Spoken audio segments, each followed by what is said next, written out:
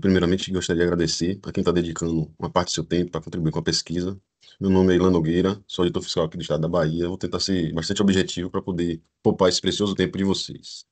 É, Primeiro, assim, falar sobre essa estrutura, né, da contabilidade aplicada ao setor público, os manuais da MDF, MCASP, todo o mapeamento que existe para padronizar as coisas, né, os relatórios de gestão fiscal, REL, plano de contas que a gente tem padronizado, e tudo isso gera é, é, registros que permitem fazer esse tipo de análise.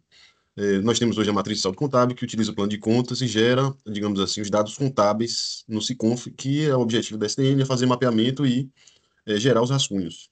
Então, é com esse insumo, né, a matriz de saldo contábil dos entes, que a gente pegou os entes com avaliação no ranking da qualidade da informação A, são 13, e excluímos dois que o rascunho do resultado primário acima da linha não batia com o publicado, como uma forma de consistência, né? Então, a gente está trabalhando com 11 estados do ranking com avaliação A e que o rascunho do resultado primário acima da linha bate com os dados do REL publicado. A gente também está utilizando essa questão da padronização de fontes, que é uma novidade muito importante, né? Agora com esse código padronizado. Isso é muito importante porque toda receita alimenta a disponibilidade de caixa na contabilidade por fonte. E isso amarra o ente, executa o gasto nas dotações que tem esse mesmo vínculo de fonte e aí acaba ajudando, né? Se o recurso é vinculado à educação, à saúde, a investimentos, como nesse exemplo aqui, ele vai arrecadar a fonte 754 e vai utilizar no pagamento de dotações que tem a fonte 754. Então, um saldo não se mistura com o outro, essa estrutura de fontes e todo mundo usando fonte padronizada.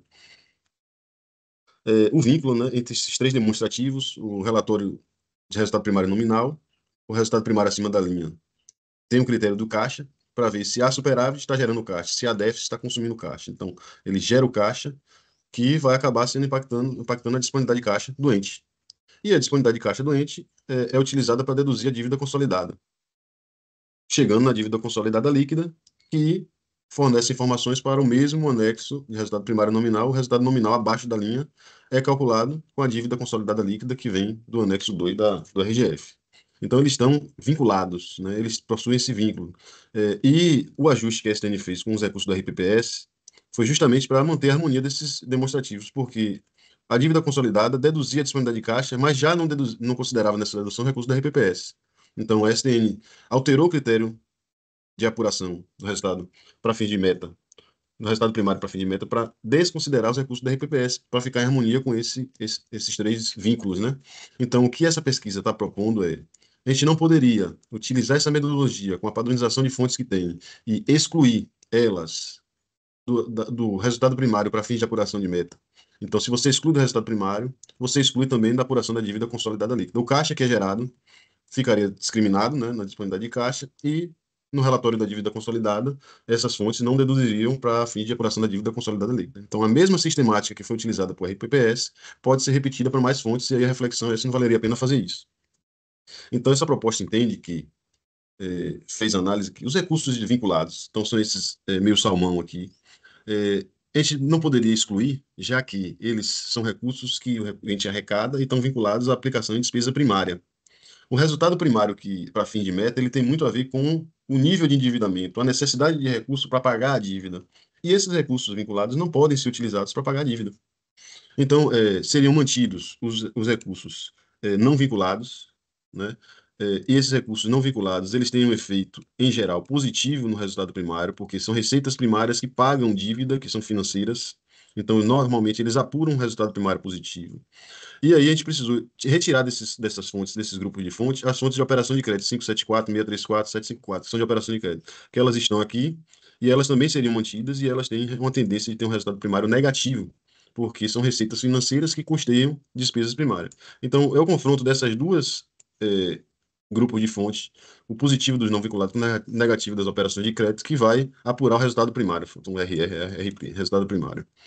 É, Aí, analisando os dados de 24 pela matriz, foi possível pegar todas as matrizes desses estados e fazer como se fosse STN, né? Fazer um mapeamento da matriz e chegar no resultado primário que foi publicado. Então, aqui está o resultado íntegro, como o ente publicou, com as fontes, excluindo a do RPPS, com todas as fontes, deu esse resultado. Então, por aquela tabela que a gente viu no slide anterior, a gente mapeou algumas fontes e o resultado dessas fontes vinculadas dá em torno de 700 milhões. Então, dos 4 bi apurados, a gente poderia, se a gente excluísse, se essas fontes não fizessem parte do critério, continuam sendo resultado primário, como é o RPPS, mas não é um resultado primário para fins de meta. E aí você apuraria um resultado de 3,3 bi, né? É 17% esse ajuste, né? Mas a gente está vendo aqui que essas fontes interferem no resultado primário para fim de cumprimento de meta. A dificuldade é que é muito difícil para essas fontes ficar prevendo se ela vai ter superávit ou não, porque a tendência dela é de ser um superávit nulo. Mas pode ocorrer, como a gente vai ver aqui, de a receita acontecer no exercício e a despesa acontecer em outro. Então, gera um resultado primário momentâneo que beneficia o resultado daquele ano que houve arrecadação e não houve o pagamento e prejudica o resultado que houve o pagamento. Então, a questão é, não seria mais eficiente excluir essas fontes da apuração do resultado primário que é utilizado para fim de cumprimento de meta?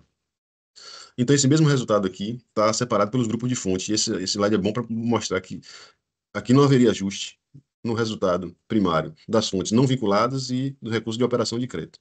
Então, o confronto dessas duas fontes é que daria o resultado primário, positivo ou negativo, para fim de cumprimento de meta. Positivo das fontes não vinculadas e o negativo das operações de crédito. O que prevalecer vai determinar se é superávit ou déficit. Nesse caso, superávit. E as outras fontes todas seriam eliminadas para fins de apuração de meta. E a gente destacou aqui as fontes que tiveram resultado mais relevantes. O negativo de 710 milhões da saúde e o positivo de 1,1 bilhão dos outras vinculações. A gente vai ver aqui, grave que esse 1,1 bilhão positivo é do Estado do Espírito Santo. A gente vai ver lá na frente. Agora aqui, né? Já está aqui. Então, a gente, depurando esse 1,1 bilhão, a gente vê que ele é provocado pelo Espírito Santo. Nos outros são irrelevantes.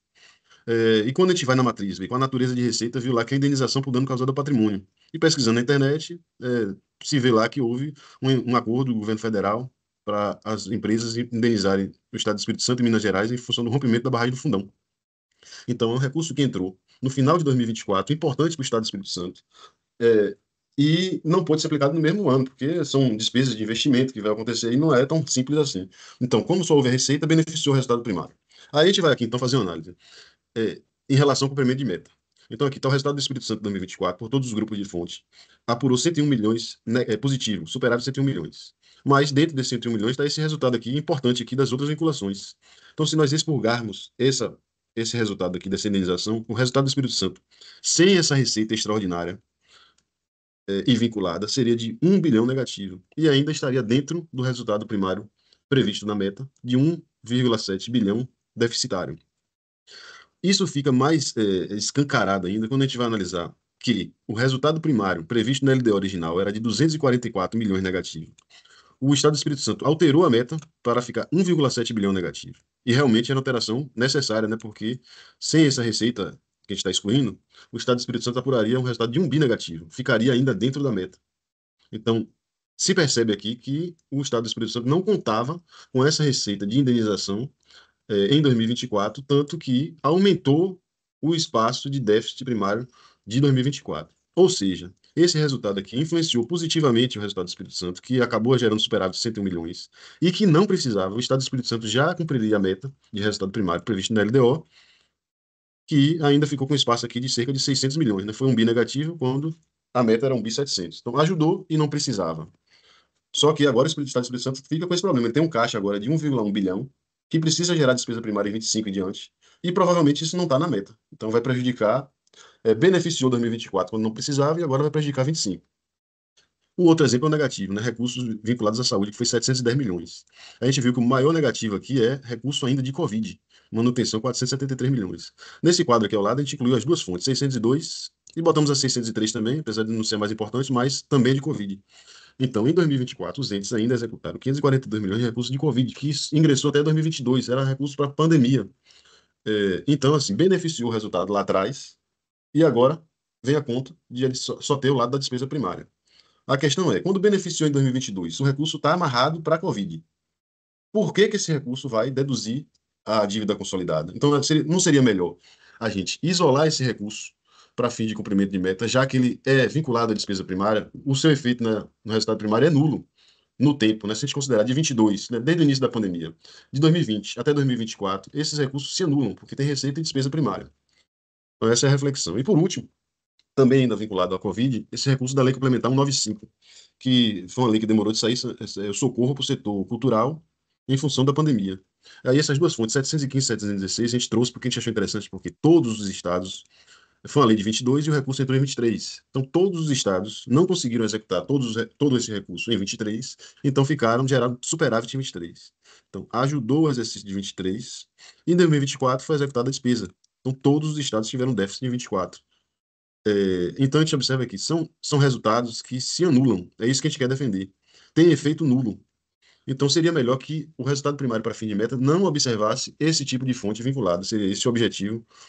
E como a gente está vendo que ele afeta o resultado, a outra opção seria, os entes teriam que tentar prever que vai ter resultado positivo dessas fontes para colocar um superávit na composição da meta, e vai ter anos que vai ter déficit dessas fontes. Então, a composição da meta teria que ter esse trabalho de projetar isso. A gente viu a indenização do Espírito Santo, seria difícil o Espírito Santo prever que no final de 24 teria essa indenização. E ele teria que prever isso quando? Em 23, quando estivesse fazendo a LDO no primeiro semestre de 23. Então, realmente é um trabalho que não vai ser fácil colocar na composição da meta. Então, a gente precisa na pesquisa saber se o ente coloca na meta, que está a realidade da Bahia que não coloca essas fontes na meta, só fica com recursos não vinculados de operação de crédito.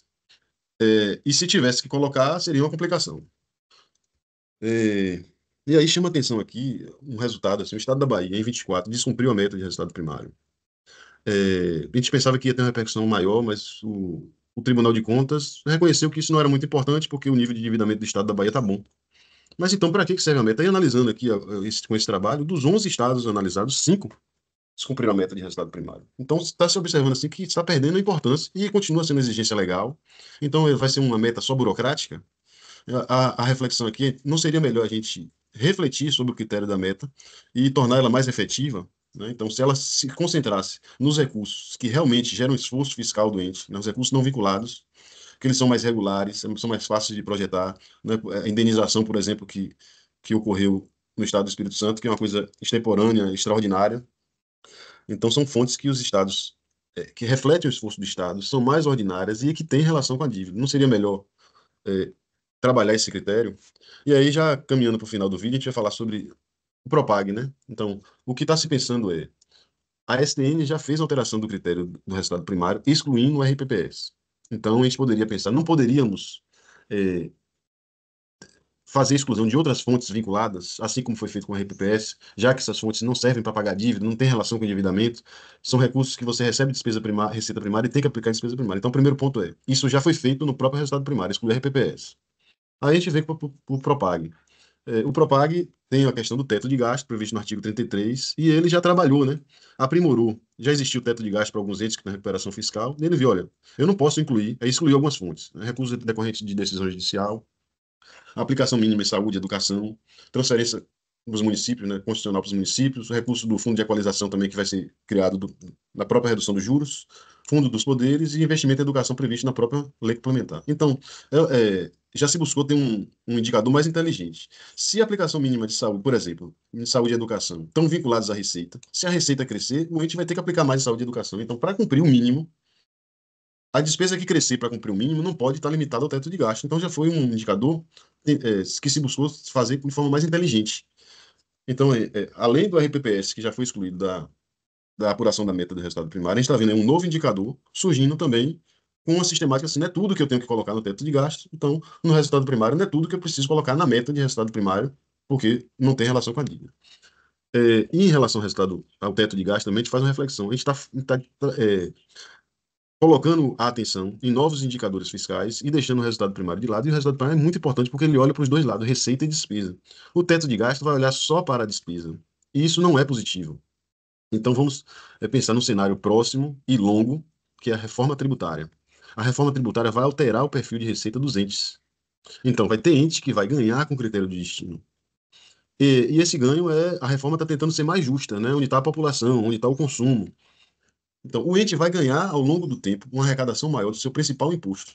Só que o Propag está estabelecendo um teto de gasto na despesa com base na despesa antes da reforma. Então, ele vai ter um incremento na receita decorrente de um esforço fiscal de sua população contribuindo com o imposto, e o Estado que tiver esse ganho não vai poder reverter esse ganho da receita de imposto em despesa em benefício para a população, porque vai ficar limitado ao teto de gasto. Por outro lado, vai ter gente que vai acabar com a reforma tributária perdendo a arrecadação. E o teto de gasto não vai servir para muita coisa, porque o teto de gasto vai limitar a despesa que ele tinha condições de fazer com a receita antes da reforma, e agora ele tem recursos menores. Ele não vai conseguir atingir o teto de gasto. Vai ficar um teto muito acima da nova realidade dele. Então, assim, a gente precisa fortalecer o resultado primário, que é um indicador que entendo que ele é mais eficiente por olhar os dois lados. O ruim do resultado primário é que você tem que todo ano fazer acordos de qual é a meta de resultado primário, mas assim, se for bem feito, olhando para o nível de endividamento que o Estado precisa alcançar, as dívidas que ele precisa pagar naquele exercício, ele é muito mais eficiente. E a proposta é que ele se concentre para fim de meta nas fontes que são importantes. Então a gente viu aqui que a gente tem receitas que não tem nada a ver com dívida, interferindo no resultado e tornando ele mais complexo. Então, assim, o objetivo da pesquisa, pessoal, é nesse sentido, de ver de vocês qual é a realidade, né? A gente viu aqui, pelos dados demonstrados rapidamente, que as fontes vinculadas afetam o resultado primário. Então, a gente precisa saber de vocês se, na composição da meta, vocês consideram isso, o Estado da Bahia não considera, e questionar até se a opinião de vocês, o que é que vocês acham de concentrar o esforço de avaliação de meta somente nas fontes que têm relação com a dívida. Então, pessoal, assim, eu agradeço muito a quem dedicou o tempo para ver o vídeo e vai responder a pesquisa. Peço que tentem ser o mais próximo da realidade do estado de vocês para que a gente construa um produto que sirva para uma reflexão, né, de aprimoramento desse indicador fiscal importante de resultado primário, que ele ajude na sustentabilidade dos entes. Eu agradeço muito a participação de vocês. Obrigado.